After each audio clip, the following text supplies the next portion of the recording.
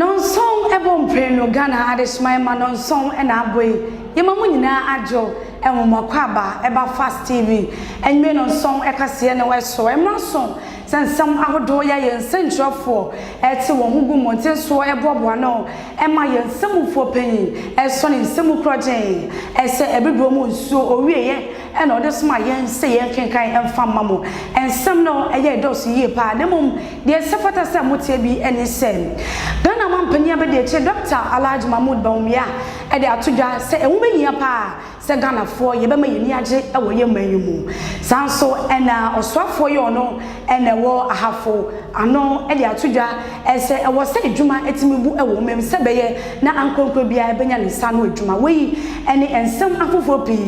oboase mu nsem eni gide kase ne akabomu se enmu no nson kase ya me oba pa Salome Najok mede ebro ensem no mi twa mo haba me ba ensem no chebu no me bebro enko ba bia me basisia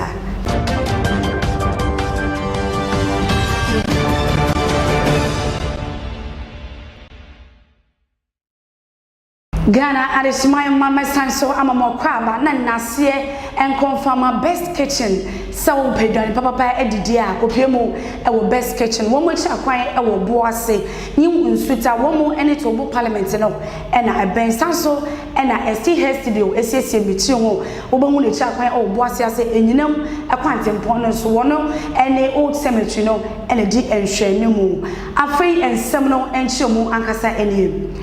Ghana mampani abede che Dr. Alhaji Mahmood Bawumia e de atodwa ese ehumanyia se Ghana fo ne chichu ene Africa na ye be ma yini akọ ewo investors eho se beye na edwuma ahodo betimi epiemu ewo mamu empo se ma yini eje ewo ye ma ye yetimu a ebetimi aboa na ankonkro bia etimi enya ne nsa ye edwuma etimi aye okasase mo nyina wo bra okopiemu ewo India o che se India fo de wo mo eni abre wo mo eman ho pa ni sa yeso nti Africa fo yenso ye ma yini embre se beye na investors ahodo ye wo oman mu no eni Africa no yeni ebetimi akoho e wanse ensem odi toda ebi eniye. Africa is on the move, a continent eager to shake off past failures due to blind colonial and Cold War alignments and sheer bad governance. Africa is the continent of the future. By 2050, Africa will be the most populous continent in the world. The Africa we want can only be built by Africans in partnership with countries and investors who also believe in this paradigm for change. Ghana adesmai ma yetwan sem so ede amamode a na ahafumantemo so afo Benjamin Yeboah Setre enu ada gopiemu e wo mrahye ebedwefie ni nyina ne se Ghana mampanyi na nadoda kwekufado eyi asoafo ya ewoyi mensini ene mantemu fofo ya ode ebeka ho no otimi ehwehwemu a eyi eye osoafo ya ono ene behwe eye ahafo mantemu ono ene enu ada gopiemu ene ewo eye mrahye ebedwefie ya ono ene committee appointment committee etimi hya ya wo che se ehumanyia pa se omaimu yebetimi enye adwuma foforo se beye na emebunu ya etietese ewo memu no ebetimi enya wonsa no adwuma se beye na dada adwane no wo mo ebetimi enya ede akọ mo ano odi sanse mo enya etudwa ya wo chem se adwuma kame ye se adwuma eni omaimu ne sa yeso nti Ghana mampanyi na nadeda kwakufu ado ebosha wo hyeye ewo mfimpimienu eni edu ensia eni mu no se eni one district one factory no o se eyade aba ne sa yeso nti emebunu enchoi enjina wo se beye na wo mo ebenya wonsa no adwuma ne wo njai kronosem ya wo mo ede asi woni so ewo memu no. Chairman, we are living in a country where traveling is deemed a blessing of God. And for that matter, it will be very difficult for to stop anybody from traveling. But I think employment, job creation, education, and a lot of sensitization will make some of our youth stay and work here. Most of them go and come and they decide not to travel again. But because there is no employable job for them, some end up going back. And I think we have to look at it in a broader view by giving much education. Then those of our pioneers who are also there, maybe some come and the way they paint the place becomes so nice that attracts the youth to go. So the most important thing is giving them education. Like if I have a lot of FM stations around, we have to get qualified and good people who can come on air and explain some of these things to the youth. Ghana de mama ye transam so e de amamo na ye kowramu e wo ensem fofomu opani pa ye ono ene da Ghana Association of Bankers ye ono kwa esanso ye pani kwantrafo ye odo Stanbic Bank ano o de atodwa ese ebe hu behia se enkonkwa dwumekuo ye wo oman mu ha se no wo mu emedi ani ebeda ho pa sanse kama ese dwumekuo bia ba oman mu a na wo mu e de kwasa sa na amanfo enhu akwa akodimu o de sasemo nyina etudwa efa ensemu ananu esiye ewo memu enam eye emensgo ni wonsensemu esiye no ene banks ahodo ye egu ye enam so ema amafo ebebre esika ekodimu amasa media amafo no etwa jajo no eno ene ugina sasemu so de tudwa se enwo benya se ankwakwedumekuo se nyame adum sika na se wo amom ni so ade hunu se bi adwuma de a ma wani enda ho na fe adwuma na wo bebie no wo ben hunu se eyade a amanfo esika na se amanfo hu enkodemu se be ye na beboa oman Ghana ensem odi tuja ebie ni. Private sector, we have responsibilities to our shareholders. We also have responsibility to the communities in which we work.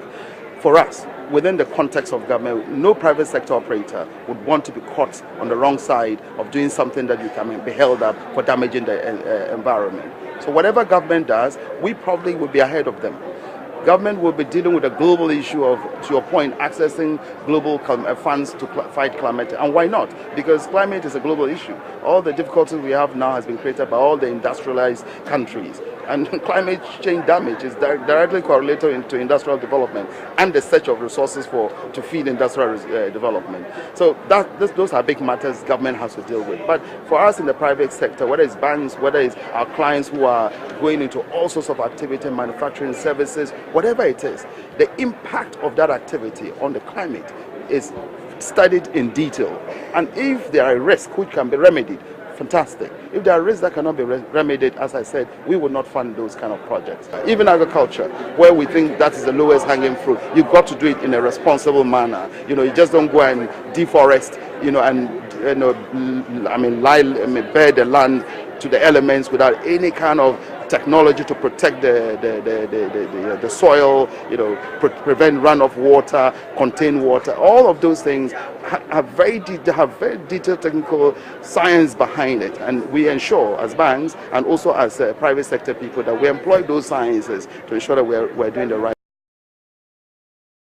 Ghana adesumai mauguso ya osha Fast TV and men on song ekase me twamu ba me ba nana fosu giabo e de oboasem nsem ebebo na me ka se ne e nana fosu giabo agoda ne e kan say happy birthday enko enfamon Fast TV edumai phone nyina efi director ebepem manager any workers ni nyina ye say happy birthday yeni so e weduma wo ye e de bo Fast TV no ebusua mi twamu ho ono ankasa ebeba no de oboasem nsem no etimi e de ado enko ba bia ye besisi a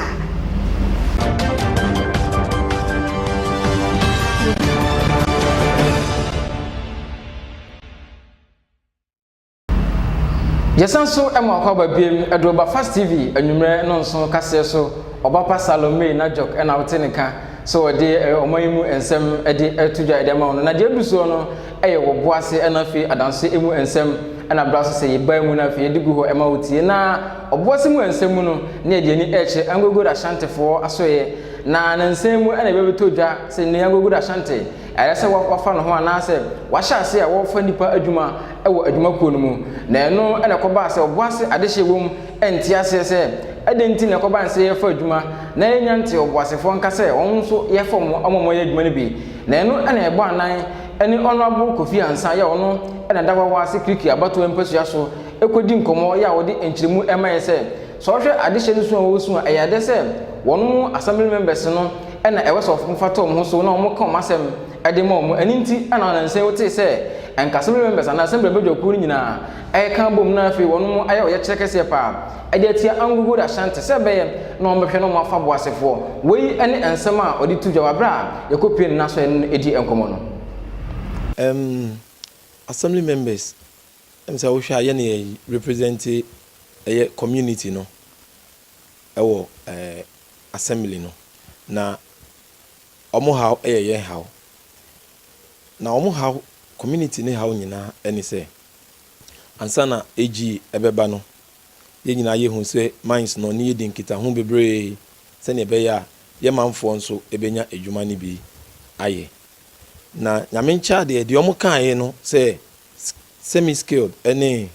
non skilled labor ne de 100% for the communities. Na skilled labor no eno na omaye ne say ende ombe biem na obia owo nimdie afa adwuma bi omo pe ho no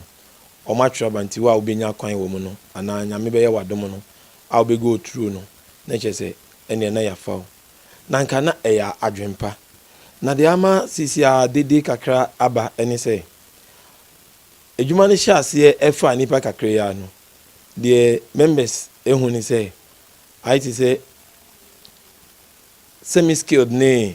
non skilled no mo promise ye no but emba no te say de ye pen numbers no eni ho no mo esa enu echi no nso no ye hu se bi mu ko mu no anche bia anasa ebre a ye de ama mo no enche ombeba betene fie na che say the number of years I bia ye ne ya dwemu ne enim say kom ne adwuma ne ba be ye adwuma akwakosi no enduru esa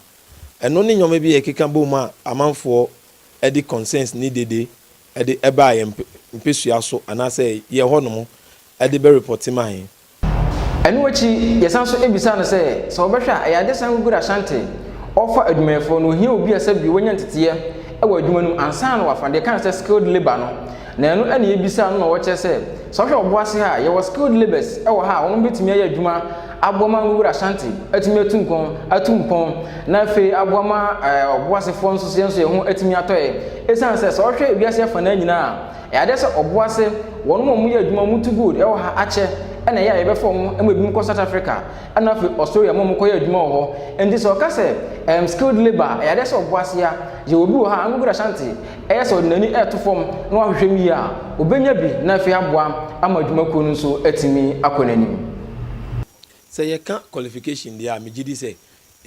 oboase edwuma abakopa ye nim mines say de asakra osisi a mines ne de na ho dada no eni say sisi ai yes be more of mechanized mining nti eno na bia adance onkrom na yes ade qualification dey me say as far as mines edwuma is concerned dey oboase na ye be fa nipa e de omokom mmea ewo Ghana ne even Africa ahanu mi na akokoye mines nti ye benya bi wa hanu mu say na even say ope na we nya nipa no ope na wonya bia say obetime man training kakra bi no aba be ye o ohun nti yetumi hwe eno nso a megidi say eno beboa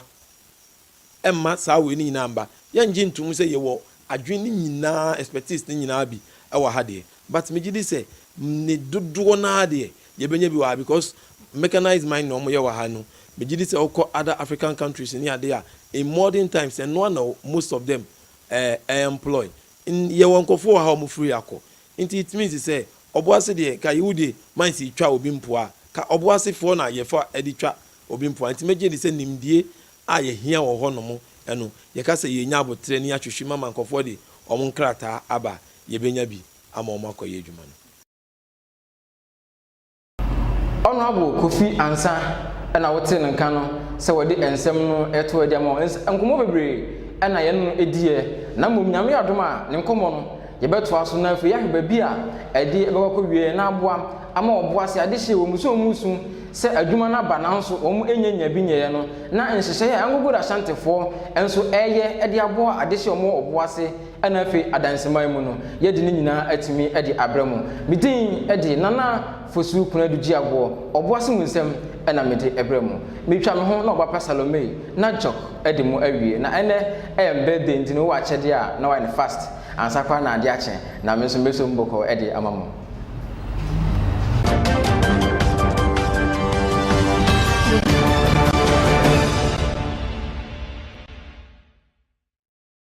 Ghana ade shimai my best time so amamo kwa ba edemo aba Fast TV enme no nson ekase no eso de edu so no eni didi kase the golden lady dwumeku a na se dwumedi a Fast Television eni dwumeku ahodo bi aka ho abomu a wote eba ye beboa emebu no ni tichu ene amaya ya wo sisuo ewo mamu sebe na wo nso emenye di bre epa ewo omamu ne saye so nti Fast Television ebo mpentenkwa ekopiemu ewo dunkwa ye no ewo mfifi emantemu ene dunkwa hima nana ampoma afrema ye otoso emiensa edidi nkoma ebusa no se so edwumedi ekwa na na sen ekwa na osi hu no ebeboa emebu no ananse wade nchekra ene sen ensemu a nana ampoma afrema ye otoso miensa editu dwa Fast kase enimeni timi nana afrema ampoma metoso miensa dunkwa hima mesra maya ne se wọ́n fi ehunyi the golden lady ni dwumadi a wọ́n mu di ni enunti uyo abaya na wedi mfie dunwotwe ekopim eduasade a entine fie enfonsa enhye dem fam enkase mepedwuma ye da bi opedwuma ye a mesrewada bepiemu ewo Fast Television the golden lady dwumadi a ye de eba no baby a wo bia forms no aye ready obi bekasa aye ready enti bra forms na 10 Ghana cedis pe anopedidie